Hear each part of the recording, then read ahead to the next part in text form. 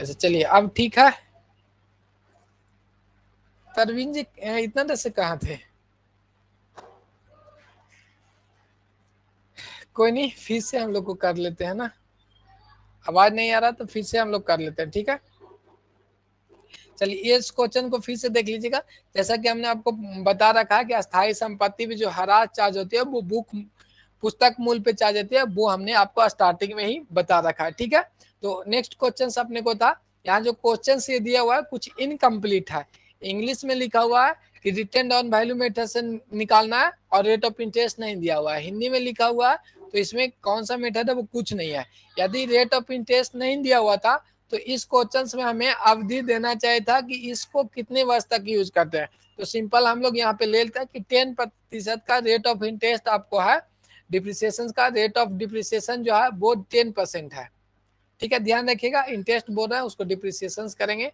ध्यान रखना है कि क्वेश्चन में ऐड कर लेंगे 10% डिप्रिसिएशन चार्ज दिया हुआ, तो सेकंड ईयर का जो डिप्रिसिएशन वैल्यू है वो बताना। तो फर्स्ट ईयर का डिप्रिसिएशन कितना हो जाएगा, cost minus scrap value into rate of interest. Cost minus scrap value यहाँ पे होगा और इंटू रेट ऑफ इंटरेस्ट कितना आ जाएगा, 1,20,000 यानी 12,000 आ जाएगा। कितना आ जाएगा, 12,000 आपको ये आ जाएगा, ठीक है। सेकंड ईयर का जब डिप्रिसिएशन निकालेंगे तो कॉस्ट कितना होगा, 1,20,000 माइनस स्क्रैप वैल्यू और माइनस ये आपका 12,000, ये भी डिप्रिसिएशन इसमें से घटेगा जो रिटर्न ऑन वैल्यू मेथड है। कॉस्ट तो इतना हाई ही है, ठीक है, ये तो आपको पता ही है। और इस पे रेट ऑफ इंटरेस्ट 10% के दर से निकालेंगे तो अब घट जाएगा आपको 20,000 माइनस 12,000 तो 1,08,000 आएगा घट के, और इंटू 1,08,000। चलिए कितना ये हो जाएगा, 1,08,000 आपको। अब इस पे 10% जो राइट है 10 से 10 10 से 10 कितना आ गया आपको, ये आ गया 10,800 रुपया। सेकंड ईयर का जो डिप्रिसिएशन निकल के आ रहा है अरविंद जी वो कितना आ रहा है, 10,800, यानी ये ऑप्शंस क्लियर होंगे। तो क्वेश्चंस आपको उम्मीद है कि इस टाइप से क्वेश्चंस इस बार आपको पूछा जाएगा। स्टेट में तो नहीं पूछा गया था, थ्योरी पार्ट ही रह गया था, लेकिन बीपीएससी में एकदम चांसेस 100% रहेगा कि क्वेश्चंस आएंगे, ठीक है। यहां तक क्लियर। अब आगे बढ़े, नेक्स्ट क्वेश्चंस देखते हैं हम लोग। अब आपको बताना है कि ह्रास का कारण होता है, डिप्रिसिएशन इज कॉज बाय, क्या है, डिप्रिसिएशन इज कॉज बाय आपको बताना है किसके कारण होता है, वो आपको बताना है। मूल उच्चवान से, दुर्घटना से और संपत्ति के उपयोग से, इनमें से कोई नहीं। ह्रास का जो मेन कारण है वो आपको बताना है, वो क्या था। हाँ सी ऑप्शन अरविंद जी का आया है, पूजा जी कमेंट करके बताइएगा। तो सी ऑप्शन राइट आंसर है आपको कि संपत्तियों को यूज करने से उसमें क्या है, घिसावट आती है और क्षय होता है, ठीक है। मेन कारण अपने संपत्तियों को प्रयोग से, सी पूजा जी का भी राइट आंसर से। आगे देखते हैं।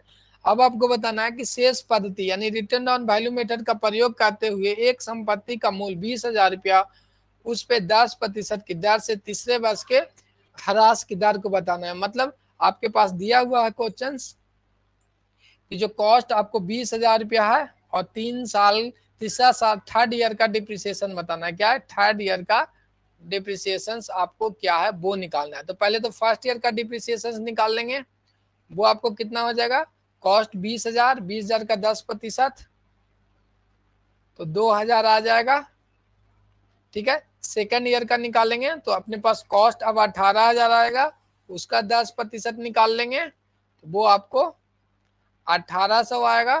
थर्ड ईयर का जो कॉस्ट हो जाएगा वो हो जाएगा आपको 16,200 का 10%। इसको इसमें से घटा के यहाँ पे कॉस्ट लिखते हैं हर असमान वैल्यू, ठीक है। कितना आ जाएगा, 1,020, कितना आ जाएगा, 1,020, 1,620 है। तो कौन सा ऑप्शन है, सी ऑप्शन राइट है। समझ में आ गया, पूजा जी का सी आ गया है। अच्छा तो आराम से निकल जाता है ना 30-40 सेकंड में। नॉर्मली ऐसे ही इजी इजी रहेगा, ज्यादा डिजिट जो है वो भारी नहीं रहेगा। 10,000, 20,000, 50,000 यानी जीरो वाला डिजिट रहेगा। ये नहीं रहेगा कि 8,605 रुपया ऐसे करके नहीं रहेगा, ठीक है। ये सब नॉर्मल क्वेश्चन रहते हैं। आगे देखते हैं। क्वेश्चन नंबर 5 आपके स्क्रीन पे है। अब आपको बताना है कि निम्नलिखित में से ह्रास की किस विधि के अंतर्गत संपत्ति की राशि शून्य हो जाती है। तो ये भी हमने आपको पढ़ा रखा कि निम्नलिखित में से ह्रास की किस विधि, औपचारिक क्वेश्चन आपको एग्जाम में पूछे हुए हैं कॉम्पिटिशन वाले, ठीक है, कॉमर्स के कॉम्पिटिशन एग्जाम में। तो अब आपको बताना है कि निम्नलिखित में से ह्रास की किस विधि के अंतर्गत संपत्ति का मान जो वैल्यू है वो शून्य होता है। फर्स्ट स्ट्रेट लाइन मेथड क्रमागत, या सेकंड डिमिनिशिंग मेथड, चलिए स्ट्रेट लाइन मेथड, घटती हुई मूल मेथड, वर्षों के अंक योग मेथड, या वार्षिक विधि के मेथड। तो जल्दी से कमेंट करके बताइए निम्नलिखित में से जो ह्रास की किस विधि के अंतर्गत आपको संपत्ति के मूल शून्य हो जाता, तो वो होता है क्रमागत, क्या कहते हैं, स्ट्रेट लाइन मेथड में ये आपको शून्य होता है, यानी हाँ ये ऑप्शन स्ट्रेट लाइन मेथड। पूजा जी का कमेंट है, बिल्कुल राइट है। नेक्स्ट हम लोग देखते हैं, यहाँ पे जो हिंदी में था ना स्ट्रेट लाइन मेथड के साथ कर्मागत लिख दिया था, ठीक है, कर्मागत स्थायी करेगा तब चलेगा। यहाँ पे देखते हैं सेकंड क्वेश्चन, 6 नंबर क्वेश्चन पे आ गए हम लोग ना। लाभ हानि खाते में प्रभार ह्रास की राशि प्रति वर्ष बदलती रहती है, वो आपको बताना है। प्रति वर्ष जो डिप्रिसिएशन का वैल्यू है वो चेंज होते रहता है, वो किस में, अस्थायी किस्ती में, फिक्स इंस्टॉलमेंट मेथड, या यूनिटी में, या डिमिनिशिंग मेथड, क्रमागत ह्रास मेथड, या बीमा पॉलिसी पद्धति में के अंतर्गत होता है। तो जल्दी से फिर से कमेंट करके बताएगा। पूजा जी आपको पूछा गया है कि जो डिप्रिसिएशन का चार्ज है वो प्रति वर्ष आपको किस में बदलता रहता है, वो आपको बताना है। तो नॉर्मली आपको पता है कि जो हाँ सी ऑप्शन अरविंद जी का इस बार आ गया सबसे पहले, डिमिनिशिंग मेथड के अंतर्गत अपने को चेंज होते रहता है। नॉर्मली थोड़ा सा चेंजिंग देखने को मिलता है, ज्यादा नहीं देखने को मिलता है, मतलब चेंज तो होता है ना। ह्रास लगाए जाते हैं चालू संपत्ति पे, अस्थायी संपत्ति पे, अदृश्य संपत्ति या दृश्य संपत्ति पे। तो जल्दी से कमेंट करके बताइएगा। पूजा जी का सी ऑप्शन आया था पिछले क्वेश्चन का। अब क्वेश्चन नंबर 7 बताएंगे कि ह्रास आपको लगाया जाता है किस पे, वो बताना है। जो मेन ऑप्शन है वो अपना बी ऑप्शन राइट आ गया है अरविंद जी का, किस पे, अस्थायी संपत्ति पे। पूजा जी का भी बी ऑप्शन अस्थायी संपत्ति पे, ठीक है। आगे आते हैं, क्वेश्चन नंबर 8 आपके सामने, निम्नलिखित में से कौन सी पद्धति अवक्षय की पद्धति नहीं है। मतलब आपको बताना है कि जो अवक्षय की पद्धति किसके अंतर्गत नहीं है, कौन सी पॉलिसी है जो डिप्रिसिएशन नहीं चार्ज करता। बीमा पॉलिसी पद्धति, हाशियत प्रतिपद पद्धति, वार्षिक इकाई जोड़ पद्धति, और प्रतिस्थापना लागत पद्धति। जो कल हमने 10 डिप्रिसिएशन का मेथड का बताया था वो आपको याद होना चाहिए था, तब इस क्वेश्चन को बना सकते हैं। तो ये जो बी ऑप्शन है वो आपको हासिल प्रतिफल पद्धति कोई नहीं है अवक्षय पद्धति को लगाने का, ठीक है। तो बी ऑप्शन हो जाएंगे, क्लियर है। इसीलिए बोले थे कि मेथड का नाम 1-2 बार देख लीजिएगा तो याद हो जाएगा। कोई नहीं, आगे देखते हैं। क्वेश्चन नंबर 9 देखेंगे हम लोग कि एक संपत्ति का मूल लागत 4,15,000 रुपया, संपत्ति का उपयोगिता जीवन काल 20,000 रुपया, शुद्ध अवशेष वैल्यू 65,000 रुपया, अनुमानित तो प्रत्येक वर्ष का ह्रास की राशि आपको बताना है।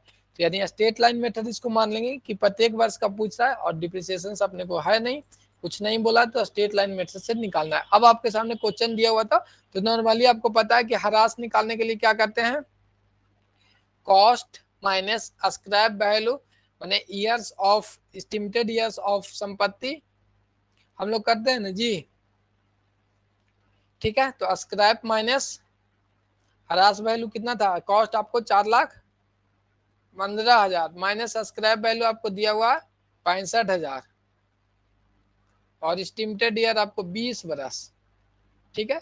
तो यहाँ से घटाएंगे 5, 10 और 3,50,000 बटा 20, 10 से 10 और 1,2,5 कितना 17,500 रुपया आ रहा है। बी ऑप्शन आ गया, परवीन जी अरविंद जी सबका बी ऑप्शन बिल्कुल राइट आंसर है, बी ऑप्शन 17,500 रुपया। तो इस तरह से अपने को ह्रास निकाल लेते थे, ये ह्रास का मान है। यदि इसको रेट निकालने का था तो 17,500 बटा कॉस्ट और इंटू 100 करके वो भी हम लोग निकाल लेते थे रेट को भी, ठीक है। क्वेश्चन नंबर 10 अब देखेंगे हम लोग। कोई परिसंपत्ति 50,000 रुपए की खरीदी गई है जिसपे प्रतिवर्ष सीधी रेखा विधि से मूल्य ह्रास लगाया जाता है, परिसंपत्ति का उपयोगी जीवन काल 10 वर्ष है, उसके अवशिष्ट मूल्य 10,000 रुपया, तो ह्रास की दर क्या होगा वो आपको बताना था। अब इसमें ह्रास की दर पूछ दिया गया है, तो सिंपल पहले हम लोग ह्रास निकालेंगे, यानी ह्रास वार्षिक ह्रास कितना होगा, तो जो भी कॉस्ट है, कॉस्ट माइनस स्क्रैप वैल्यू और बटे ईयर जो भी एस्टिमेटेड एज है, तो ये आ जाएगा 4000 रुपया। कितना आ गया, 4000 रुपया। अब रेट आपको पूछ दिया गया है, तो रेट 4000 गुना 10, 10 से 10 अच्छा 10 नहीं कटेगा ना, 20 कैसे काट दीजिए नीचे से, अच्छा 20 तो कट ही जाएगा, हाँ बिल्कुल कट जाएगा, 20 से 20, 10 से 10, 10 से 10। अब यहाँ से आ जाएगा 10। अच्छा यहाँ पे हमने, अच्छा सॉरी यहाँ पे देखिएगा मिस्टेक हो गया, जो वार्षिक ह्रास हमने निकाला वो 40,000 रुपया क्या है, वार्षिक ह्रास तो ये निकल के आ गया 40,000 रुपया। ह्रास की दर निकालना है, तो आपको निकालना था ह्रास की दर निकालना है, ठीक है, ह्रास बटे कॉस्ट जो भी लागत है इंटू 100, ठीक है। तो ह्रास का मान कितना आता है, 40,000। कॉस्ट अपने यहाँ पे कितना है, स्क्रैप वैल्यू थोड़ा ना घटाएंगे, कॉस्ट तो अपना 50,000 है ना, हमने 40 कर रखा था। 50 इंटू 100, 10 से 10, 10 से 10 और 20 से ऊपर से 20, 8 बच्चे को 40, ठीक है, 20 ये कट गया था, तो कितना आएगा 8%। जो ऑप्शन होगा डी होगा, ना कि सी होगा। पीछे जो हमने किया वो आपको देखे थे कि स्क्रैप वैल्यू घटा के नहीं करना है, क्योंकि वो कॉस्ट आपको नीचे रखनी है, ठीक है। तो उम्मीद है कि ये सब पॉइंट आपको क्लियर हो गया होगा। जो ऑप्शन है डी ऑप्शन इज राइट। तो आज के लिए हम लोग यहीं पे रखते हैं, और कल न्यू टॉपिक के साथ हम लोग आएंगे, और आपकी क्लास 5:05 पे कंटिन्यू रहेगी एप्लीकेशंस पे। और किन्हीं को कोई दिक्कत है तो वो कमेंट करके पूछिएगा, किसी प्रकार की आपके कोई डाउट है तो वो पूछ लेंगे। आज के सेशन से किन्हीं को कोई परेशानी या दिक्कत, कोई टॉपिक ऐसा है जो आपको समझना चाहिए था, वो आप लोग पूछ सकते हैं। और ये दोनों जो निकला वो आपको पता चल गया कि कहाँ से क्या होता है, इसलिए वो बनाए थे। लेकिन अपनी समय अपनी समाप्त है, नेक्स्ट क्लास के लिए हमें भी जाना है, तो टेक केयर से, बाय बाय।